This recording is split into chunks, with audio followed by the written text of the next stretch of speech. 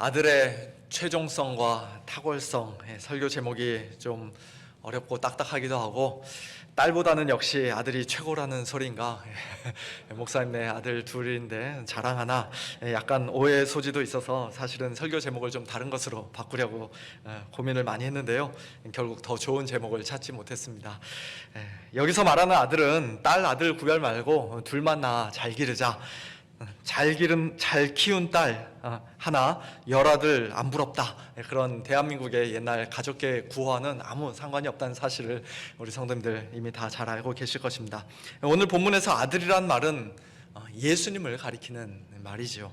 하나님의 아들이신 예수 그리스도의 최종성과 탁월성을 히브리서 기자가, 누군지는 우리가 알 수 없지만 히브리서 기자가 히브리서 전체의 서론이라고 할 수 있는 오늘 본문에서 매우 힘있게 선포한 것입니다. 오늘 본문 말씀을 살펴보기 전에 먼저 히브리서가 쓰여진 그 배경을 잠시만 소개해 드리면요, 히브리서는 예루살렘 성전이 아직 파괴되기 이전인 AD 60년대에 로마를 중심으로 기독교 신앙에 대한 박해가 점점 더 심해지자 다시 옛날 유대교로 되돌아가야 하나, 그런 배교의 유혹을 받았던 디아스포라, 흩어져 있는 유대인 그리스도인들을 향해 그러면 안 된다고, 절대로 그러면 안 된다고, 유대교에는 구원이 없다고, 힘들어도 끝까지 참고 견디며 믿음으로 예수님을 굳게 붙들어야 한다고 간곡히 권하는, 특별히 구약성경 말씀을 많이 인용하면서 힘있게 또 신학적으로도 철저하게 논증하고 설득하는, 마치 한편의 웅장한 설교와도 같은 말씀입니다. 히브리서의 마지막 결론 부분에서 히브리서 기자는 이렇게 말씀합니다.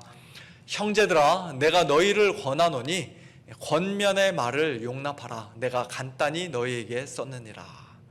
한마디로 히브리서 전체가 곧 권면의 말이요, 글로 적은 한편의 설교와 같다는 것입니다. 간단히 썼다는 말씀이 좀 당황스럽긴 합니다만, 히브리서 1장부터 13장 끝까지 가만히 앉아서, 한 자리에 앉아서 쭉 읽어보면은 아마 한 30-40분, 길어야 50분 내외로 우리가 읽게 되는데요, 옛날 시대를 생각해 보면 그 당시로서는 상당히 짧고 간단한 설교였음에는 틀림이 없습니다. 어쨌든 그런 배경에서 쓰여진 책이기에 히브리서는 당연히 예수님이 누구신가? 라는 질문에 굉장히 많은 관심을 기울입니다. 예수님이 도대체 어떤 분이시기에 성도들이 다시 유대교로 되돌아가면 안 된다고 말하는 것인가? 예수님이 유대교 창시자라고도 할 수 있는 모세보다도 더 크신 분인가? 천사보다도 훨씬 뛰어나신 분인가? 아론의 제사장 그 계열들보다도 더 높으신 분인가? 예수님이 십자가상에서 드린 단번의 제사가 구약시대 수많은 동물 제사들보다 훨씬 더 효력 있는 제사인가? 예수님이 주시는 안식이 구약시대 여호수아가 가나안 땅에서 이스라엘 백성에게 주었던 그 안식보다 더 좋은 안식인가? 예수님의 피로 맺은 새 언약이 옛날 시내산 언약, 모세 언약보다 훨씬 더 나은 언약인가? 그와 같은 질문들에 대해서 히브리서 기자는 yes, 그렇다고, 모두 다 그렇다고 힘주어서 말씀합니다. 올 한 해 우리가 리딩 지저스, 그리스도 중심으로 읽는 성경 읽기 프로그램을 하면서 그 진도에 맞춰 창세기부터 요한계시록까지 지금 계속해서 그리스도 중심으로 성경을 읽는, 그래서 주의 율법에서 놀라운 것을 보게 되는 그런 매우 의미 있는 프로젝트를 진행하고 있는데요, 특별히 이번 한 주간 히브리서 말씀을 읽으면서 우리가 구약 성경을 그리스도 중심으로 읽는다는 것이 도대체 어떤 것인지, 구체적으로 어떻게 읽으라는 것인지 다시 한번 우리가 복습하고 또 확인하게 되는, 그래서 예수님을 향한 우리의 그 믿음이 더욱더 견고해지는 그런 귀한 한 주간이 될 수 있기를 예수님의 이름으로 축원합니다.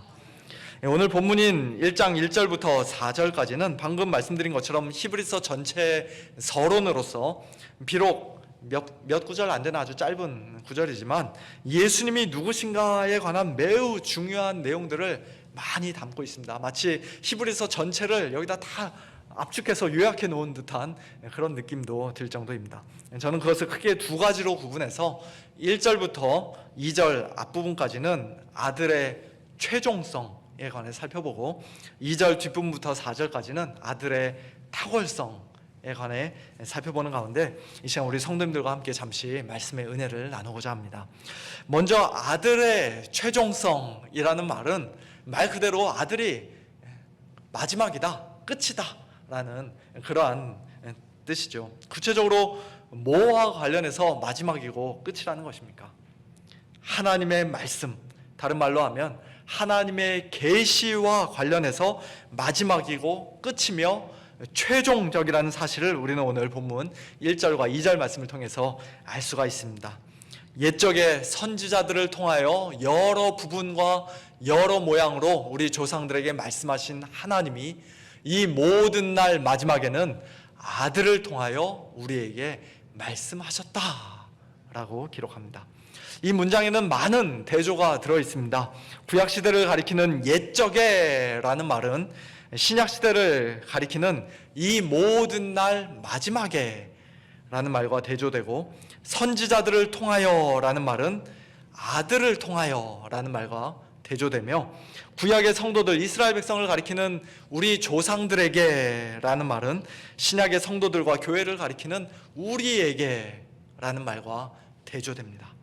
또한 하나님의 계시의 말씀이 구약시대의 꿈과 환상과 예언과 천사의 나타남과 여러 가지 기적 등 다양한 방식으로 부분적으로, 단편적으로, 점진적으로 또 여러 차례 주어졌다는 사실을 강조하는 여러 부분과 여러 모양으로 라는 말은 비록 그것과 대조되는 표현이 오늘 본문의 문장 속에 직접적으로 사용되지는 않았습니다만, 신약시대에는 그와 달리 통일된 방식으로 완성된 형태로 단번에 하나님께서 말씀하셨다는 것이 저기에 암시되어 있다고도 할 수 있을 것입니다.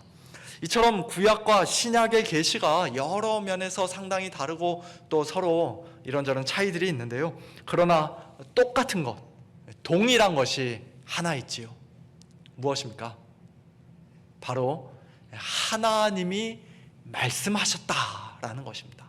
하나님이 말씀하셨습니다. 옛적 구약시대든 이 모든 날 마지막인 신약시대든 구약의 선지자들을 통해서든 아들을 통해서든 또 구약 이스라엘 백성들에게든 신약의 교회에게든 그리고 여러 부분과 여러 모양으로든 단번에 온전하게든 어쨌든 간에 말씀하신 분, 자기를 계시하신 분은 동일하신 한 분 하나님이십니다. 이것이 왜 그렇게 중요합니까? 간단히 두 가지를 말씀드리고 싶은데요, 먼저 첫 번째로 우리는 하나님이 친히 말씀해 주시지 않으면 우리 스스로 하나님을 알 수가 없는 자들이기 때문입니다. 하나님이 어떤 분이신가? 우리를 위해 무슨 일을 하셨는가? 예수님은 또 누구신가? 우리가 어떻게 해야 구원을 얻을 수 있는가? 그런 모든 영적인 지식과 구원의 진리는 우리가 어디 산속 깊은 산속 절이나 수도원에 들어가서 10년 20년 벽만 바라보고 깊이 묵상한다고 해서 또 열심히 기도한다고 해서 저절로 깨달아지고 알아지는 것이 아니라 철저하게 하나님의 계시, 특별히 하나님의 말씀의 계시에 근거하고 있기 때문이다. 하나님의 계시로부터, 특별 계시로부터 그와 같은 지식은 주어지는 것이기 때문이에요. 다른 말로 하면 하나님이 침묵하시는 하나님이 아니라 말씀하시는 하나님이시기 때문에 우리가 직접 눈으로 볼 수 없고 스스로 알 수도 없는 그 하나님을 참되게 알 수 있고 예수님을 믿을 수 있고 우리가 구원을 받을 수 있게 된 것입니다. 하나님이 말씀하셨다라는 사실 그 자체가 우리에게 너무너무 큰 은혜라는 것이에요. 두 번째로 동일하신 한 분 하나님이 말씀하셨기 때문에 우리는 신약 성경 못지않게 구약 성경 역시도 똑같은 하나님의 계시의 말씀이라고 분명히 확신할 수가 있습니다. 2세기 초 말시온이라는 이단은 구약의 하나님과 신약의 하나님은 완전히 서로 다른 존재이기에 구약 성경은 필요 없다, 완전히 무시하면서 내다 버렸는데요, 그러나 오늘 본문에서 히브리서 기자는 구약시대에 말씀하신 하나님이 신약시대에 말씀하신 하나님과, 구약성경에서 말씀하신 하나님이 신약성경에서 말씀하신 하나님과 정확하게 동일하신 분이라고 분명히 말씀합니다. 그러므로 우리는 창세기부터 말라기까지의 구약성경을 읽을 때마다 신약성경 못지않게 하나님의 말씀으로 읽어야 하는 것이에요. 오래된 역사책이나 고대 신화나 어떤 이런저런 좋은 말들 많이 모아놓은 교훈집이나 감동적인 시나 재미있는 소설처럼 그냥 그렇게 가볍게 읽을 것이 아니라 하나님의 말씀으로, 계시의 말씀으로, 진리의 말씀으로, 생명의 말씀으로 우리는 구약성경을 읽어야 하는 것입니다. 구약의 계시와 신약의 계시가 이처럼 중요한 통일성을 가지고 있지만, 그러나 역시 차이가 있는 것 또한 사실이죠. 하나님이 옛적에 선지자들을 통해 구약 이스라엘 백성들에게 다양한 방식으로, 부분적으로, 점진적으로 주셨던 그 말씀 계시가 이제는 이 모든 날 마지막에, 히브리서 9장 26절의 표현대로 하자면 세상 끝에, 즉 2000년 전 자기를 단번에 제물로 드려 우리 죄를 없이 하시려고 이 땅에 오셨던 예수님의 그 초림과 더불어 시작된 말세에 우리 신약의 성도들의 교회에게 최종적으로 단번에 완성된 형태로 가장 분명하고 가장 충만하게 주어졌는데, 그 최종적인 말씀 계시는 바로 아들을 통하여 주어졌습니다. 아들을 통하여 말씀하셨다라고 그렇게 기록합니다. 이것은 다른 말로 하면 요한복음 1장 18절 말씀처럼 본래 하나님을 본 사람이 없으되 아버지 품속에 있는 독생하신 하나님이, 아들 성자 하나님이 우리 눈으로 볼 수 없는 그 하나님을 우리에게 나타내 보여주셨다는 것입니다. 그래서 이제는 예수님의 말씀을 듣는 것이 곧 하나님 아버지의 말씀을 듣는 것이요, 예수님을 보는 것이 곧 하나님 아버지를 보는 것이라는 말씀이에요. 예수님의 성육신과 삶과 죽음과 부활과 승천을 통해 예수님의 인격과 사역과 가르침을 통해 우리 신약의 성도들은 하나님이 어떤 분이신지를 가장 분명하게 보았고 두 귀로 똑똑히 들었으며 또 가장 확실하게 알게 된 자들입니다. 뿐만 아니라 아들을 통한 그 최종적인 계시가 신약 성경이라는 형태로 기록되었고, 이제는 모든 성경이 다 완성되었기에 이제 우리는 하나님의 어떤 또 다른 계시를 더 이상 필요로 하지 않습니다. 충분합니다. 그러므로 예수님은 그저 하나의 큰 선지자에 불과하고, 그로부터 한 600년 이후에 태어난 마호멧이 하나님의 마지막 최종적 선지자라고 말하는 이슬람교를 우리는 믿지 않습니다. 또한 19세기 조셉 스미스라는 선지자를 통해 하나님이 새로운 계시를 주셨고, 또 다른 하나님의 말씀 경전인 몰몬경을 발견했다고 말하는 몰몬교를 우리는 믿지 않습니다.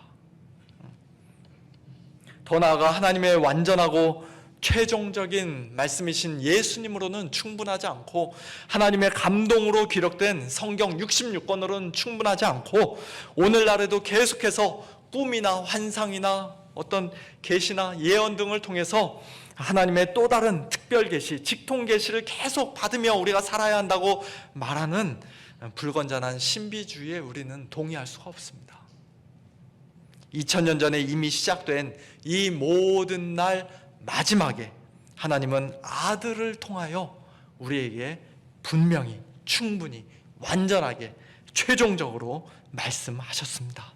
그리고 신구약 성경 66권 전체가 곧 예수님을 증거하는 책이고, 또 우리 안에 거하시는 성령님도 예수님을 증거하시는 분이기 때문에 우리가 성령님의 도우심을 받아 성경 말씀을 읽는 것이, 또 그 성경 말씀을 풀어서 말씀을 전하는 설교 말씀을 듣는 것이 곧 아들을 통하여 우리에게 최종적으로 말씀하시는 그 하나님의 음성을 우리가 듣는 것이라는 사실을 우리는 굳게 믿어야 할 것입니다.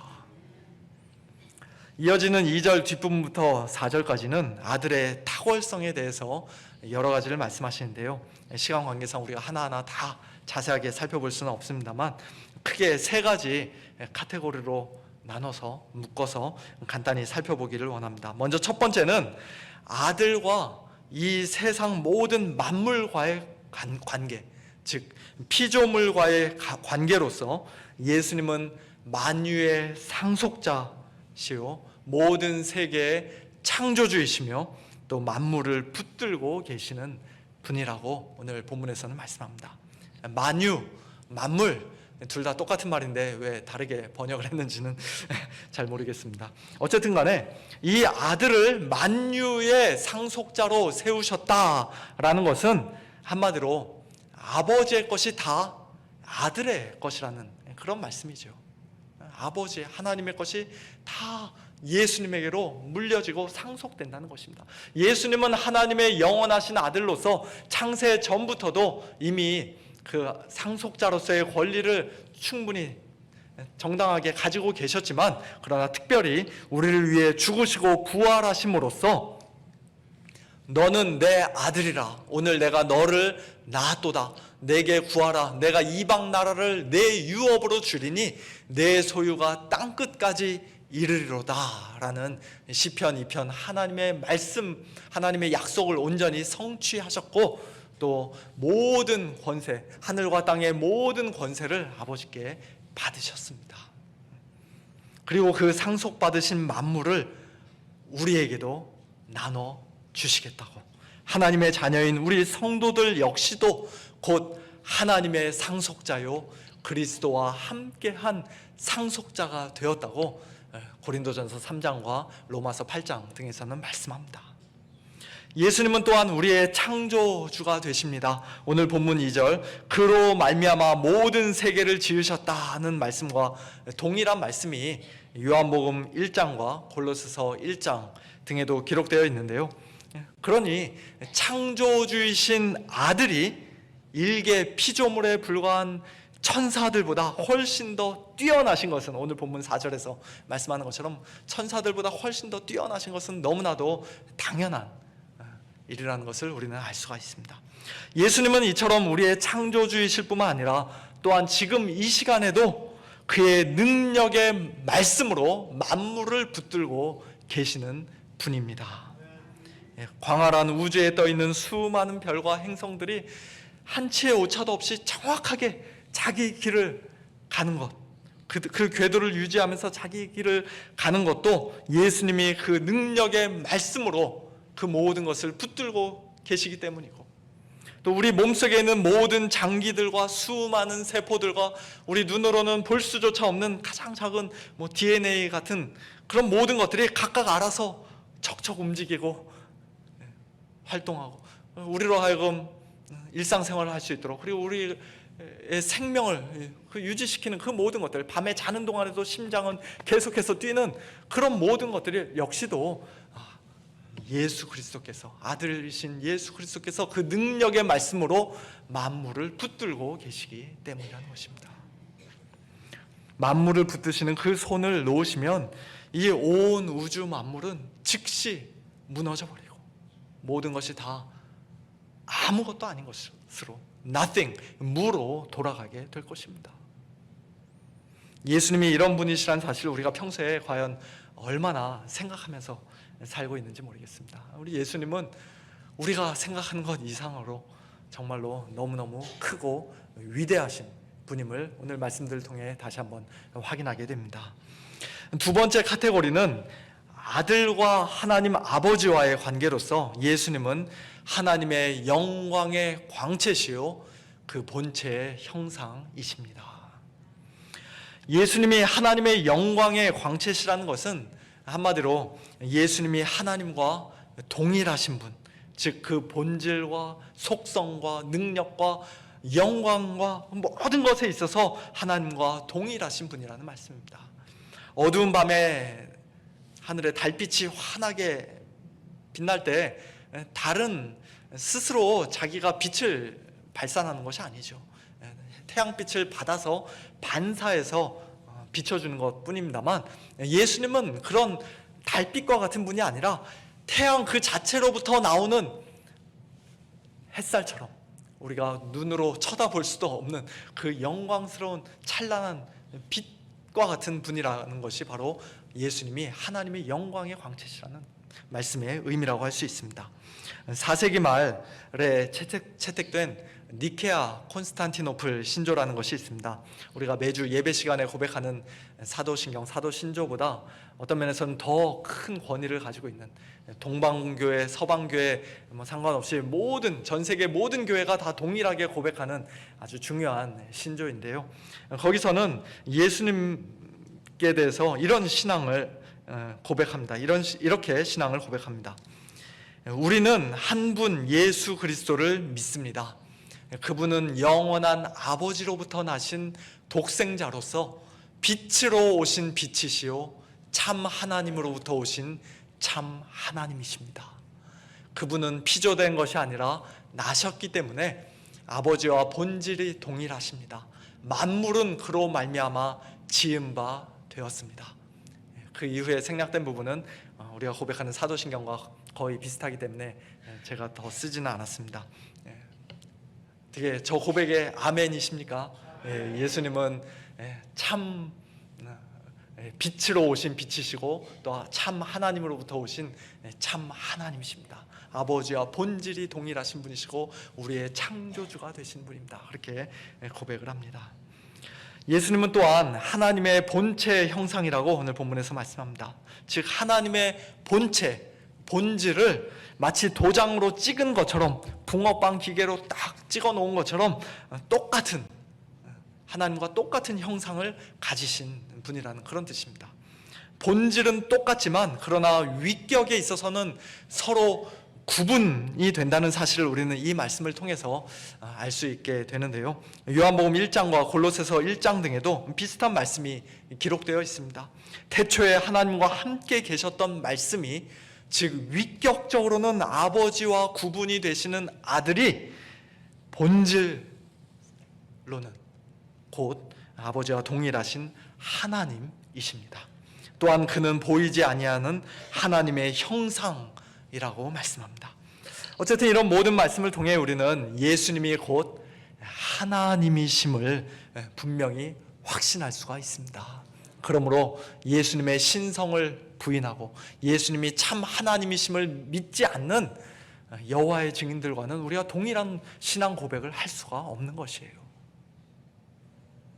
마지막 세 번째 카테고리는 예수님과 우리의 구원과의 관계라고 할 수 있을 것 같습니다. 예수님은 우리의 죄를 정결하게 하는 일, 즉 우리 죄인들을 위한 모든 구원 사역을 다 마치고 완성하신 후 높은 곳에 계신 지극히 크신 이의 우편에, 즉 하나님 보좌 우편에 우리의 대제사장으로서, 우리의 왕으로서 앉으셨습니다.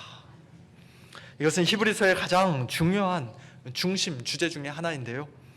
예수님은 십자가 위에서 자기의 몸을 단번에 완전한 희생제물로 하나님께 드리시고 한 영원한 제사를 드리심으로써 우리의 모든 죄를 깨끗이 씻어주시고 우리를 거룩하게 하셨습니다. 예수님의 피로 우리가 마음의 뿌림을 받아 악한 양심으로부터 벗어나고 몸은 맑은 물로 씻음 받았기에 이제 우리는 참 마음과 온전한 믿음으로 하나님께 나아갈 수 있는 그런 놀라운 특권을 얻었습니다. 그렇게 십자가에 죽기까지 순종하신 예수님을 하나님은 지극히 높여 모든 이름 위에 뛰어난 이름을 주셨고, 오늘 본문 4절에서도 비슷한 말씀을 하시죠. 또 하나님 보좌 우편에 앉혀주셨습니다. 예수님이 하나님 보좌 우편에 앉으셨다는 것은 예수님이 하나님과 똑같은 능력과 영광과 주권으로 이 온 우주 만물을 다스리시는 왕이시라는 말씀입니다. 통치하시고 다스리시는 왕이십니다. 그리고 하나님의 그 보좌 우편에서 예수님은 또한 우리를 위해 지금도 간구하고 계시기에 그 어느 누구도 우리 성도들을 정죄할 수 없다고 로마서 8장에서는 말씀합니다. 하나님의 아들 예수님이 이렇게 탁월하신 분인데, 하나님의 최종적인 말씀이신 분인데, 이 예수님을 떠나 도대체 어디를 가려고 하냐고 히브리서 기자는 히브리서 전체를 통해서 끊임없이 묻고 있는 것이에요. 왜 예수님 한 분만으로 온전히 만족하지 못하고 자꾸만 다른 곳에 한눈을 팔고 유대교회 또는 이 세상에 뭔가 좀 더 나은 것이 있지 않은가 그렇게 여기저기 기웃거리냐는 것입니다. 그래서 그는 거듭거듭 권면합니다. 그러므로 함께 하늘의 부르심을 받은 거룩한 형제들아, 우리가 믿는 도리의 사도이시며 대제사장이신 예수를 깊이 생각하라. 우리에게 큰 대제사장이 계시니 승천하시니 곧 하나님의 아들 예수시라. 우리가 믿는 도리를 굳게 잡을지어다. 믿음의 주요 또 온전하게 하시는 예수를 바라보자. 그는 그 앞에 있는 기쁨을 위하여 십자가를 참으사 부끄러움을 개의치 아니하시더니 하나님 보좌 우편에 앉으셨느니라. 아멘. 예, 다 아멘이죠. 히브리서 기자는 또한 무섭게 경고하기도 합니다. 모세의 법을 폐한 자도 두세 증인으로 말미암아 불쌍히 여김을 받지 못하고 죽었거든. 하물며 하나님의 아들을 짓밟고 자기를 거룩하게 한 언약의 피를 부정한 것으로 여기고 은혜의 성령을 욕되게 하는 자가 당연히 받을 형벌은 얼마나 더 무겁겠느냐. 너희는